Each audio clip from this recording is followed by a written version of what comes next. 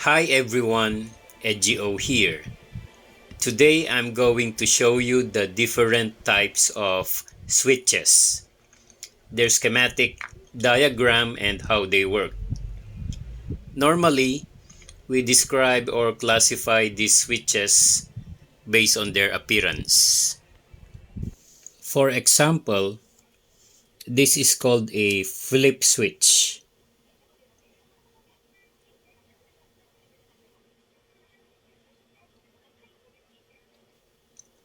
This one is a toggle switch.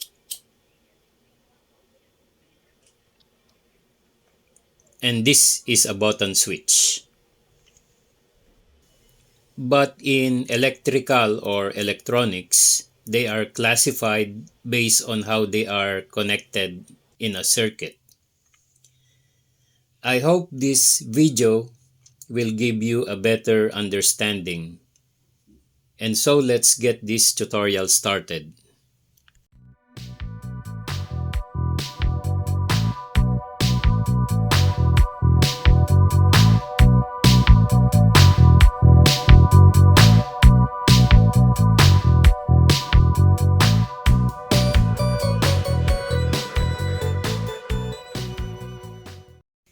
Here is the schematic diagram of a switch.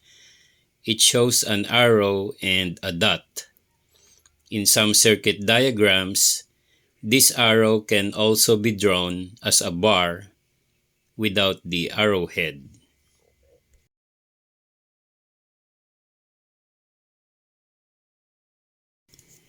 The arrow is called a pole and the dot is called a throw. Usually, the diagram is drawn to indicate that the switch is off or just an initial setting. But sometimes, the diagram indicates that the switch is on. Since there is only one pole and one throw, this switch is now called single pole, single throw, abbreviated as SPST. SPSTs are simply the on-off switches. They only have one path or line to connect. An example is the light switch. The second schematic diagram shows a switch called DPST, which stands for double pole single throw.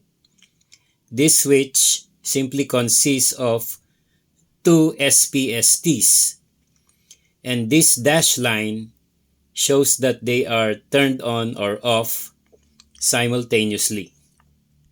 The third schematic shows a switch called SPDT, which stands for single pole double throw. This shows that one input can connect to either of the two outputs or vice versa. The fourth schematic shows a switch called DPDT, which stands for double pole double throw. This switch simply consists of two SPDTs. Among the four types of switches, DPDT is the most versatile switch because you can use it as an SPST, DPST, or SPDT. Now here, I show you how to test and identify some switches. These on-off switches are SPST switches.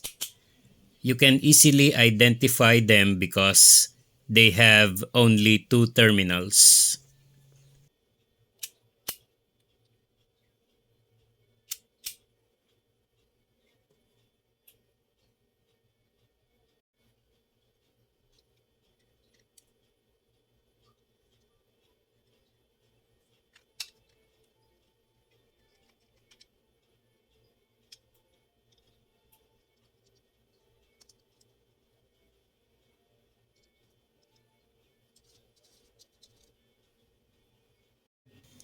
You can test them using the continuity test of your multi-tester. Look for this symbol on your multi-tester and select that setting.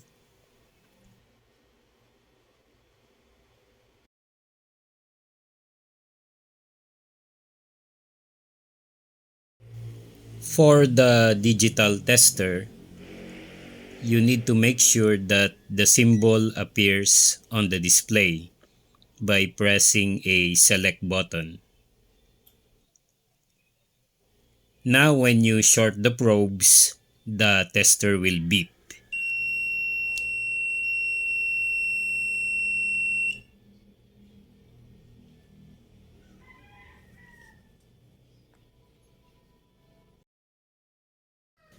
To test the switch, connect one probe on one terminal and the other probe on the other terminal. It's okay if you reverse the polarity. Then turn on the switch. When the tester beeps, the switch is good.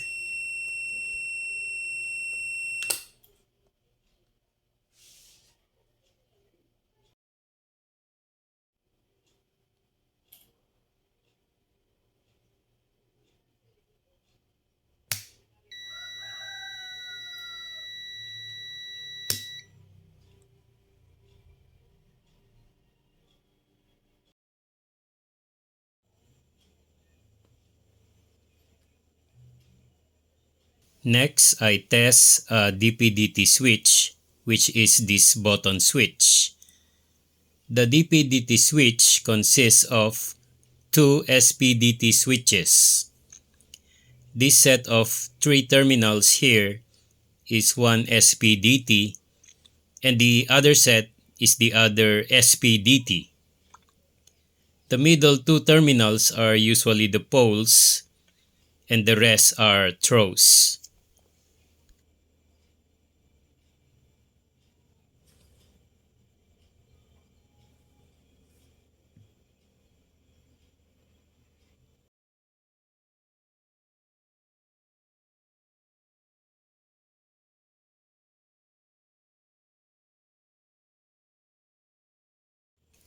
To test the first SPDT, connect the black probe to pin 2 and the red probe to pin 1.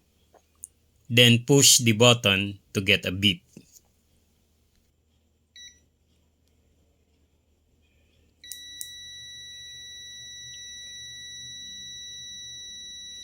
Next, connect the red probe to pin 3, then push the button to get a beep.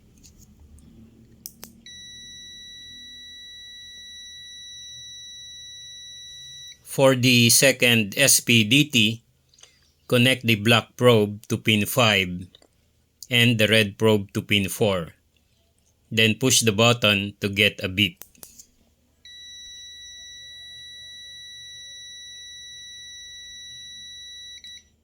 Then connect the red probe to pin 6 and push the button again to get a beep.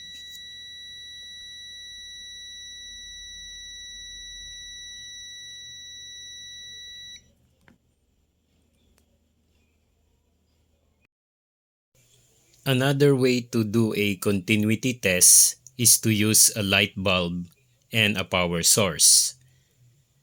You can also use an LED instead of a light bulb. In this case, I use a 21 watts signal light bulb. The circuit diagram shows how to build the tester to test the switches. Here I shorted the test probes to show how it works.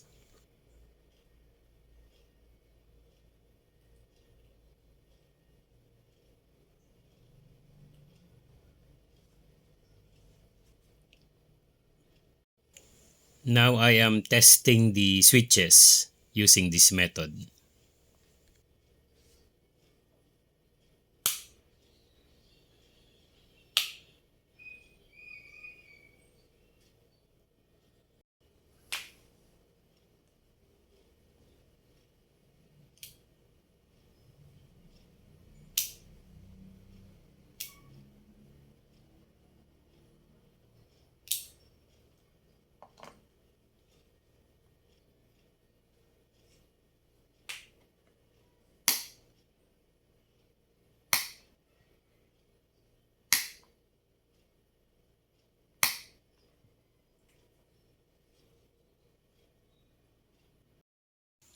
Now let's build the circuit to test the DP-DT switch using the light bulbs.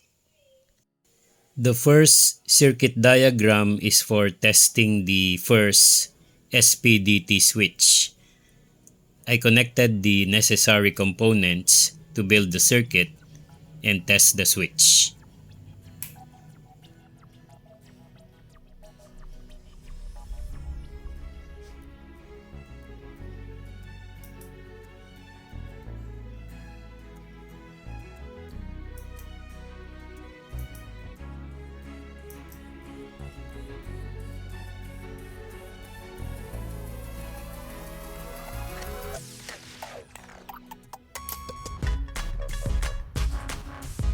The second circuit diagram is for testing the second SPDT switch.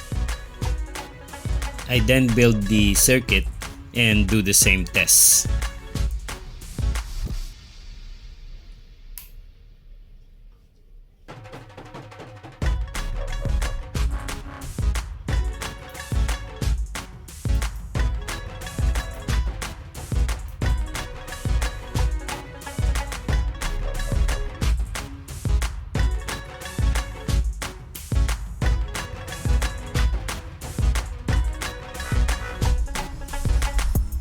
The third circuit diagram is for testing the switch as a DP-DT.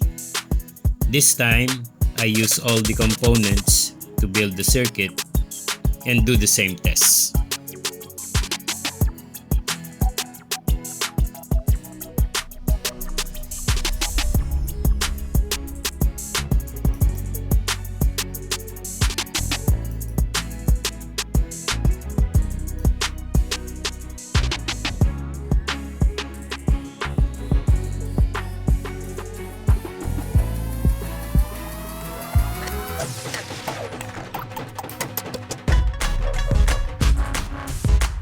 Thank you for watching.